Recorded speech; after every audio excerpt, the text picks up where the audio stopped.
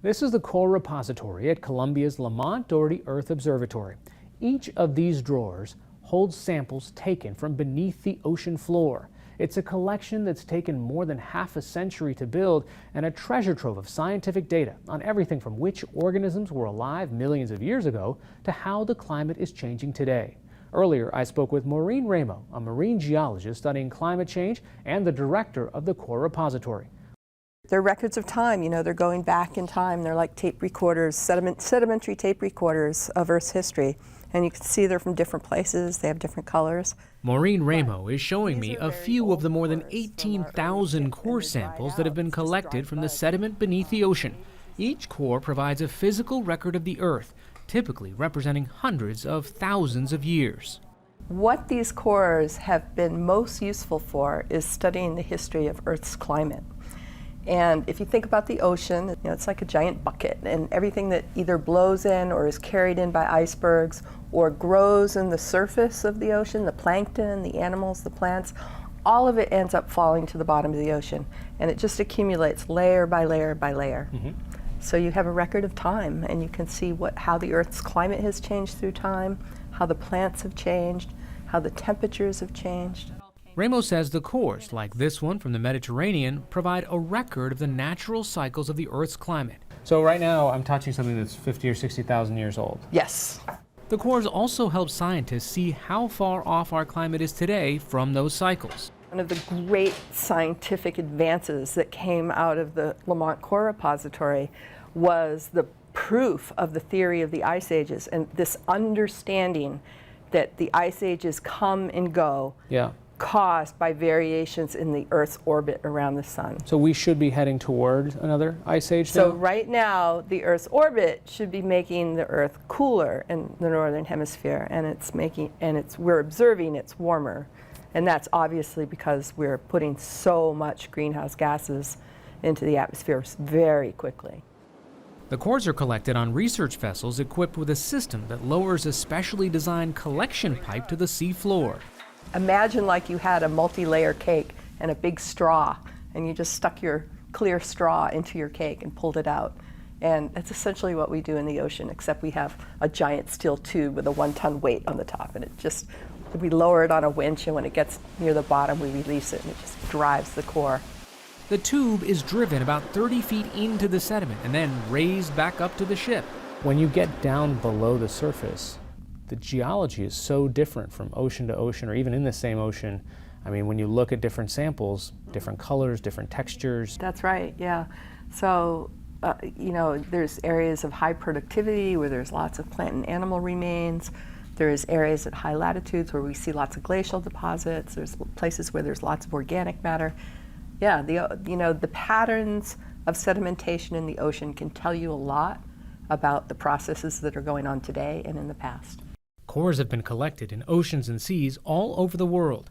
Each dot on this map represents a sample that the Lamont Doherty Core Repository now stores. When you look at this on a map and where these cores are from, I mean, it's all over the planet. Yeah.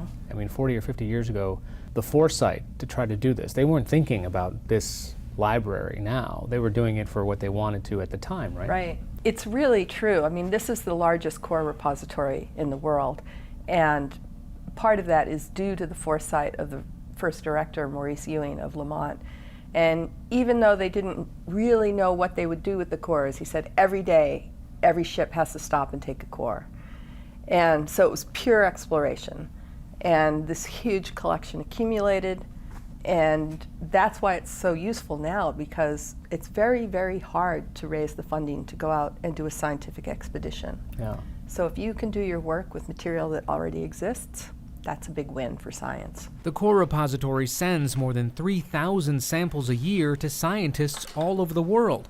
Ramo thinks of it as a living museum. It's an active source of material for researchers. The entire collection, even though it looks like rusty old trays, everything that's in here, the new material, the old material, these cores were collected probably in the 50s right here. It's all digitized, it's all archived on computers. Any scientist in the world can search our collection. They can look for material from a region they're studying that they want to know more about. And that's one of the reasons the National Science Foundation funds us, because we're a community facility. Ramo is leaving this week on a research expedition, which will be collecting new core samples near Antarctica. She'll be on a ship for the next 2 months. It's going to a place that has never really been studied before. In fact, we don't even know what the age of the sediment at the bottom will be. So, you know, the ocean is vast. You know, they say we know more about the surface of the moon than we know about the bottom of the ocean. And there's still many, many places to explore and many uncertainties about what happened in the past, especially around Antarctica. Even as she brings back more samples, Ramo says there are still parts of the existing collection that haven't been fully explored. I would say about half of them have been studied in depth by scientists. But, you know, there's still a lot of undiscovered gold in this building. So. This coming week, the New York Times, in partnership with the Pulitzer Center, will publish Losing Earth, a single-themed issue of its Sunday magazine. The topic is climate change and the scientific discoveries and decisions made in the decade between 1979 and 1989.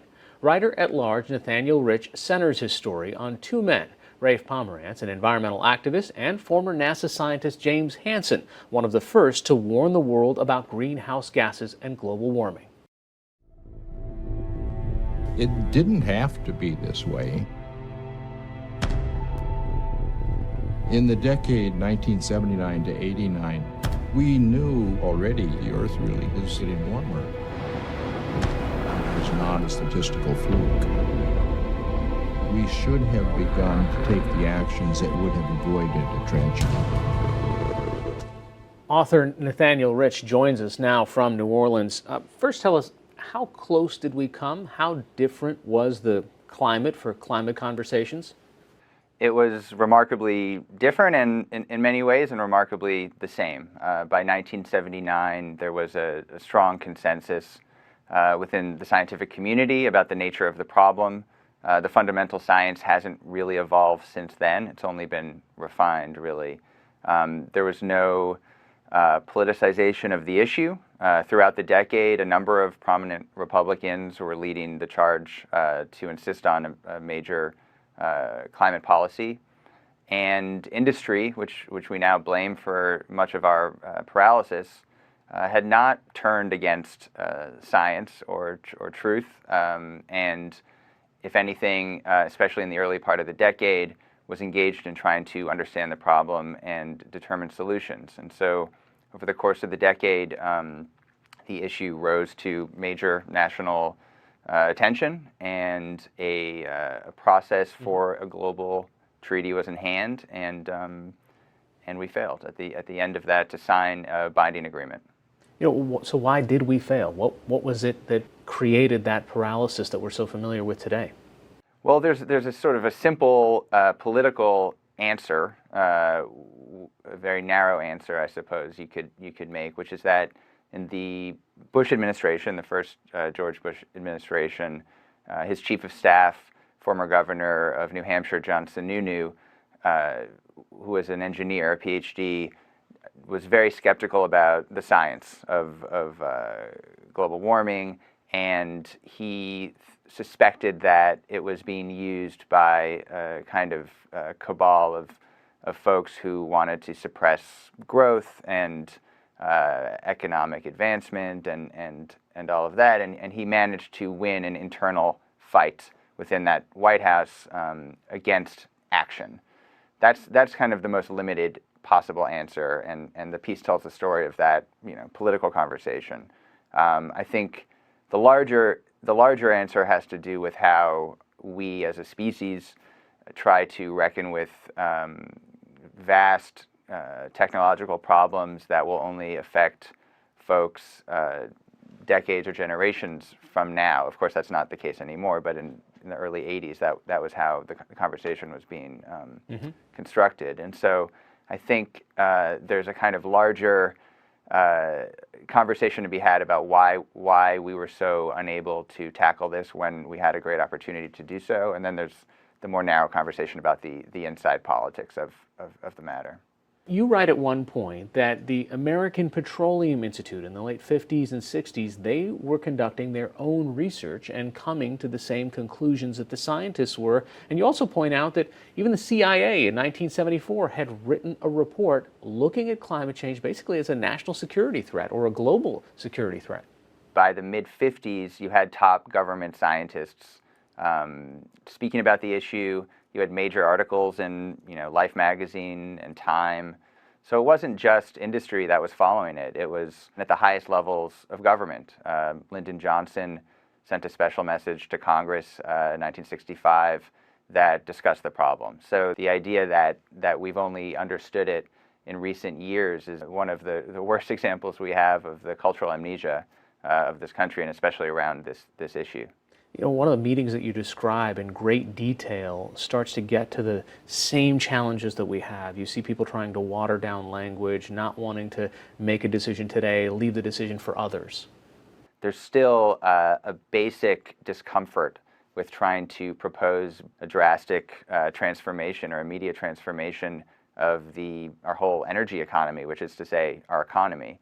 And so even folks who agree on every aspect of the issue, the science and the politics, still were not able to negotiate even the most basic statement of purpose. And I think that we still see that problem today, frankly.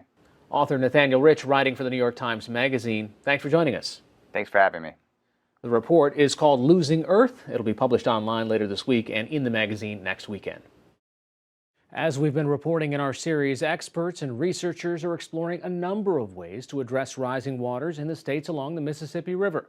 LSU professor Clint Wilson is tackling Louisiana's issues on the mighty Mississippi on a more manageable scale. We have more from Nexus Media's Josh Landis, who had a tour of a unique replica.